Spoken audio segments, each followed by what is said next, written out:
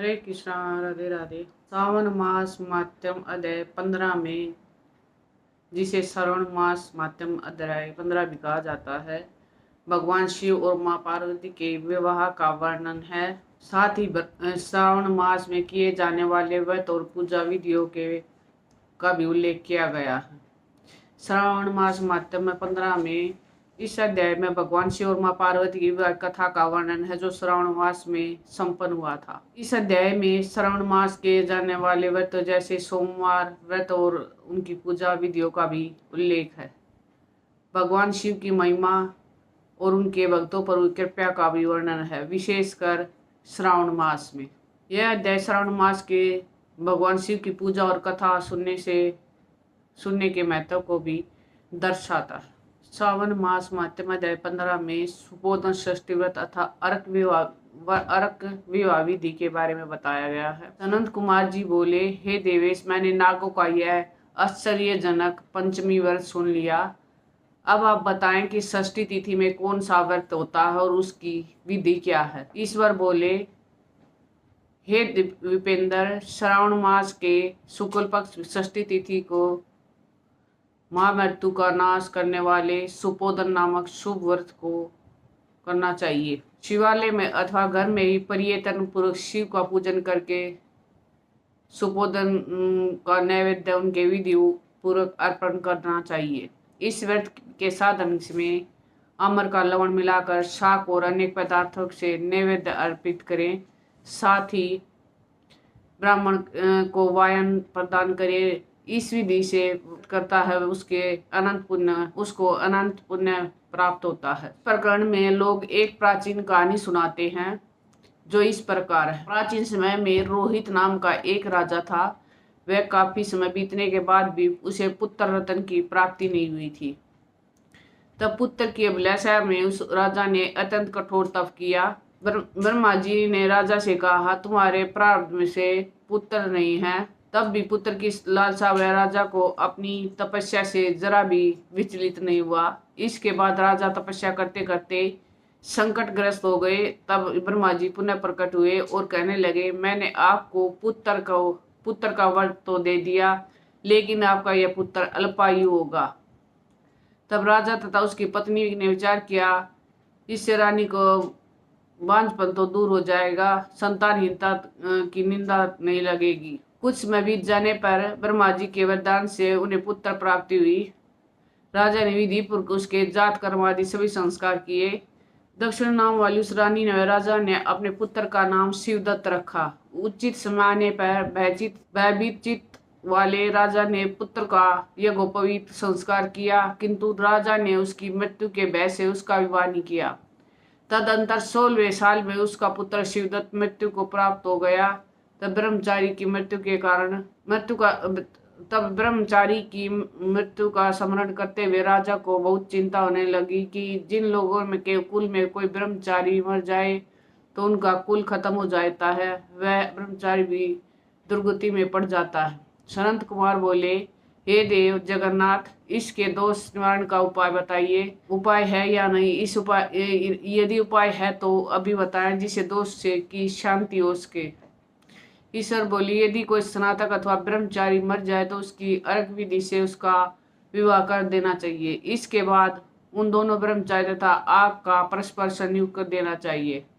अब अर्घ विवाह की विधि कहते हैं, मृतक का गोत्र नाम आदि लेकर देश काल का उच्चारण करके कर्ता कहे कि मैं मृत ब्रह्मचारी के दोष का निवारण हेतु वैश्विक व्रत करता हूँ। सर्वप्रथम सुरुण में अभियुक्त करके अग्नि स्थापन कर आगार होम करके चारों वहतियों ओम भू ओम भुव ओम स्वः ओम मह से हवन करना चाहिए। इसके बाद व्रत अनुष्ठान के उत्तम फल के निमित्त व्रत पति अग्नि के संपादनार्थ विष्णुदेव के लिए दर्द की आहुति डालें। उसके बाद शिवष्ट करत होम करके अविशिष्ट होम संपन्न करे। पुनः देश काल का उच्चारण करके इस प्रकार बोले कि मैं अर्घ विवाह करूंगा। उसके बाद सुवर्ण से अभ्युदिक कृत्य करके अर्क्षा का तथा मृतक की देह का तेल तथा हल्दी से लिप्त करके पीले सूत से वेष्टि करो, पीले रंग के 2 वस्त्रों से उन्हें ढक दे। इसके बाद अग्नि स्थापन करे और विवाह विधि से प्रयुक्त योजक नामक अग्नि में आघार होम करे, अग्नि के लिए आज्य होम करे। उसके बाद चारों वहितों में ओम भू, ओम भूत भुवः, ओम स्वः, ओम महा बृहस्पति तथा कामदेव के लिए आहुति प्रदान करे।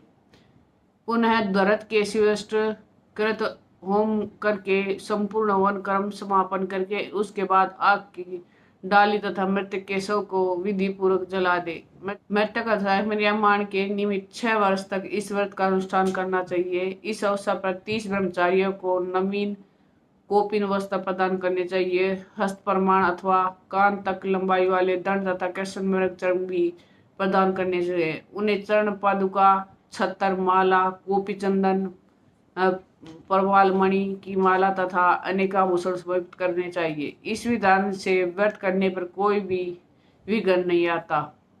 ईश्वर बोले, ब्राह्मणों, यह सुनकर राजा के मन में यह विचार किया कि अर्क विवाह तो मुझे गौण प्रतीत होता है, मुख्य नहीं, क्योंकि कोई भी व्यक्ति मरे हुए को अपनी कन्या नहीं देता। मैं राजा हूँ, अतः मैं उस व्यक्ति को अनेक रत्न तथा धन दूंगा जो कोई भी इसकी वधू के रूप में अपनी कन्या प्रदान करेगा। उस नगर में एक ब्राह्मण था। उस समय वह किसी दूसरे नगर में गया हुआ था। उसकी एक सुंदर पुत्री थी जिसकी माता की मृत्यु पहले ही हो चुकी थी।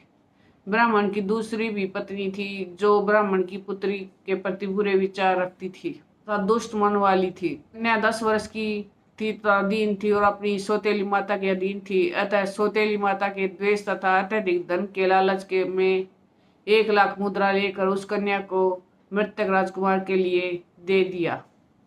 कन्या को लेकर राजा के लोग नदी के तट पर शमशान भूमि में राजकुमार के पास ले गए। सबके साथ उसका विवाह करा दिया। इसके बाद विधान पूर्वक सबके साथ कन्या का योग करके जब वे जलाने की तैयारी करने लगे तब उस कन्या ने पूछा, हे सज्जनों, आप लोग क्या कर रहे हैं? तब वे सभी दुखित मन से कहने लगे, हम लोग तुम्हारे इस पति को जला रहे हैं। इस पर भयभीत होकर बाल स्वभाव के कारण रोती उस कन्या ने कहा, आप लोग मेरे पति को क्यों जला रहे? मैं जलाने नहीं दूंगी। अब आप सभी यहाँ से चले जाइए। मैं अकेली यहाँ पर बैठी रहूंगी और जब ये उठेंगे तब मैं अपने पति देव के साथ चली जाऊंगी। उसका हठ देखकर दया के कारण दीन चित वाले कुछ भाग्यवादी जन कहने लगे, अहो ओह नारवी, क्या होता है? इसे कोई भी नहीं जान सकता। 3 दिनों की रक्षा करने वाले तथा कृपालु भगवान न जाने क्या करेंगे।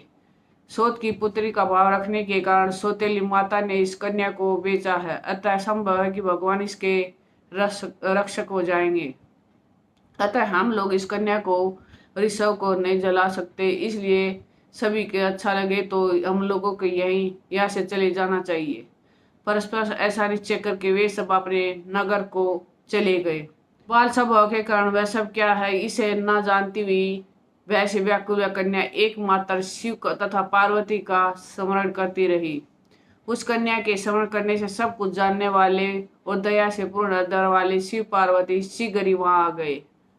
नंदी पर विराजमान उन तेज विधान शिव पार्वती को देखकर उन देव का न जानती हुई भी उस कन्या ने पृथ्वी पर दंड की भांति पड़कर प्रणाम किया। तब उसे आश्वासन प्राप्त हुआ कि पति से तुम्हारे मिलने का समय अब आ गया है। तब कन्या ने कहा कि मेरे पति अब जीवित नहीं होंगे। उसके बाल भाव से प्रसन्न तथा दया से परिपूर्ण शिव पार्वती ने कहा कि तुम्हारी माता ने सुपोधन नामक व्रत किया था। उस व्रत का फल संकल्प करके तुम अपने पति को प्रदान करो।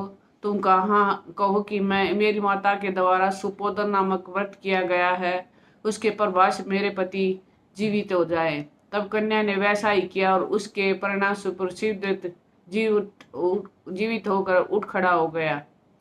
उस कन्या के व्रत का उपदेश देकर शिव तथा पार्वती अंतर ध्यान हो गए। शिवदत्त ने उस कन्या से पूछा, तुम कौन हो और यहाँ कैसे आ गई हो? तो उस कन्या ने उसे वृत्तांत सुना और रात हो गई। प्रातः होने पर नदी के तट पर गए लोगों ने राजा के वापिस आकर देखा कि हे राजन, आपका पुत्र पुत्रवधू नदी के तट पर स्थित है।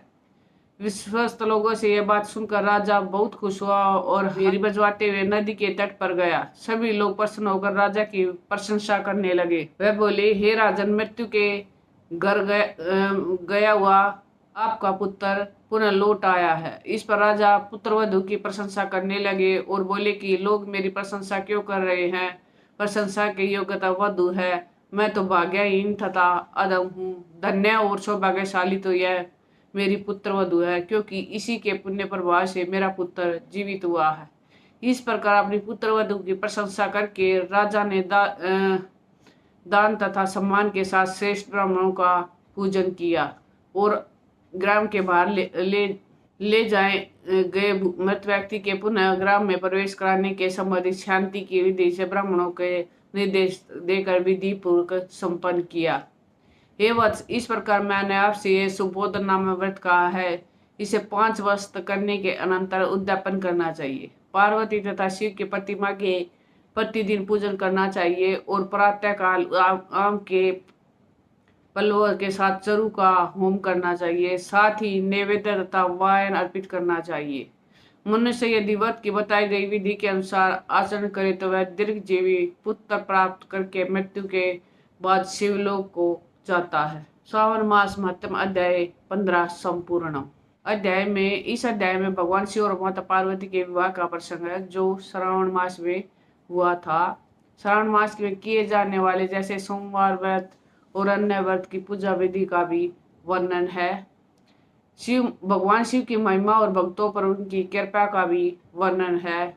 इस अध्याय में सुनने से और भगवान शिव की पूजा करने से भक्तों को शुभ फल प्राप्त होते हैं।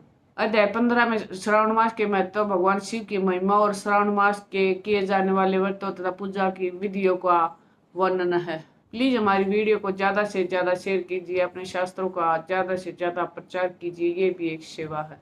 राधे राधे।